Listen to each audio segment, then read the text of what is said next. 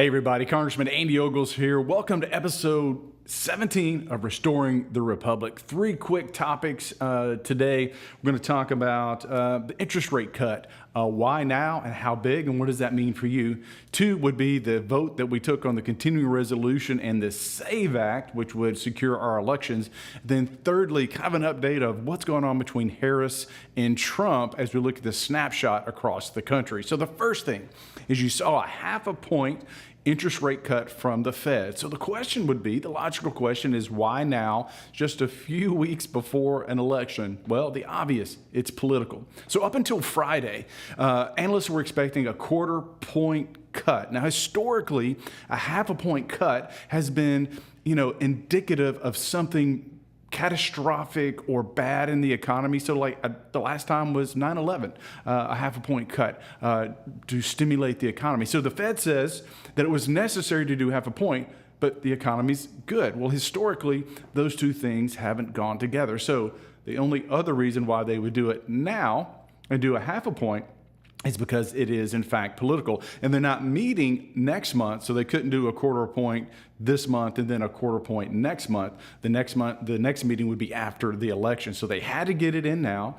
to try to help Kamala Harris. And so this is political, which is a problem that you have politics and party politics, quite frankly, dictating how the economy is being run. And so what you have now is you have fiscal policy and monetary policy, so how we spend money and how we regulate the economy are not in parity. They're not working together. They're out of sync, which is why you have all of this inflation and all the other stuff. So now for you, if you're looking to get a mortgage or if you're wanting to refinance, again, I'm not giving financial advice, but this may be a time to talk to your bank or your mortgage broker and see if there's a benefit to you as you look at this window.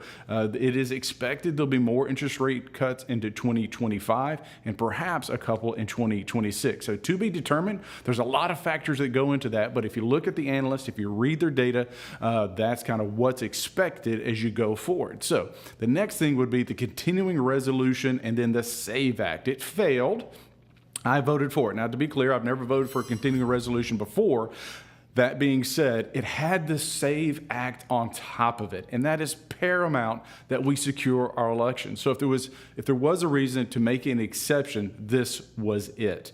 So the SAVE Act, what it does is it basically, and I'll simplify it, kicks illegals, forces states to kick illegals off of the voter rolls. You have to confirm that you're actually a citizen if you want to vote, and it gives you as a citizen a right of action. So if, say, a Tennessee, an Arizona, whichever state doesn't clean up their voter rolls, you could sue the Secretary of State, sue your state, and force them to do it. So it creates accountability. We all know that illegals are voting. That's proven. It's not rhetoric, it's a fact. We can't allow illegals to vote in our elections.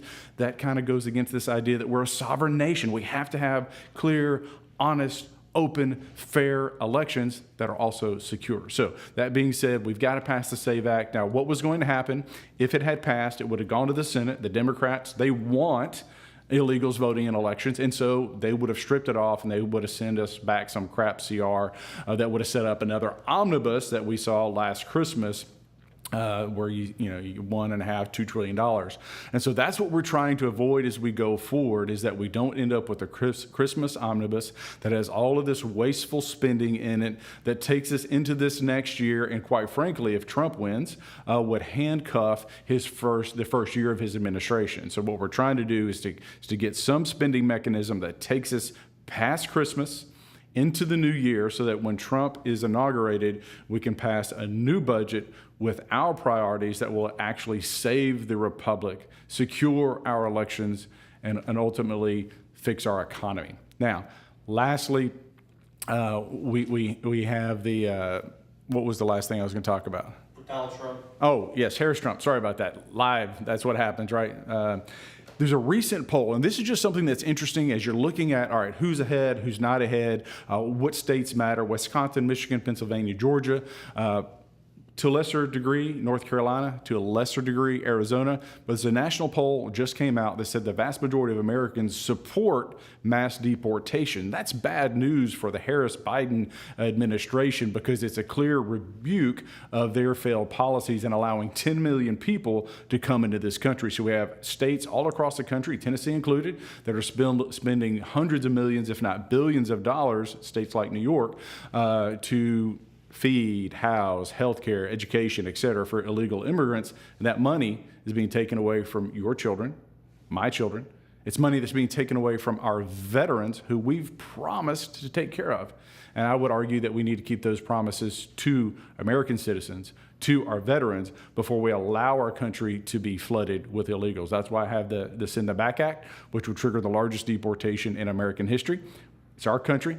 We're a sovereign nation. We get to decide who comes in. We get to decide who has to leave. This is Congressman Andy Ogles. Have a great day, and God bless.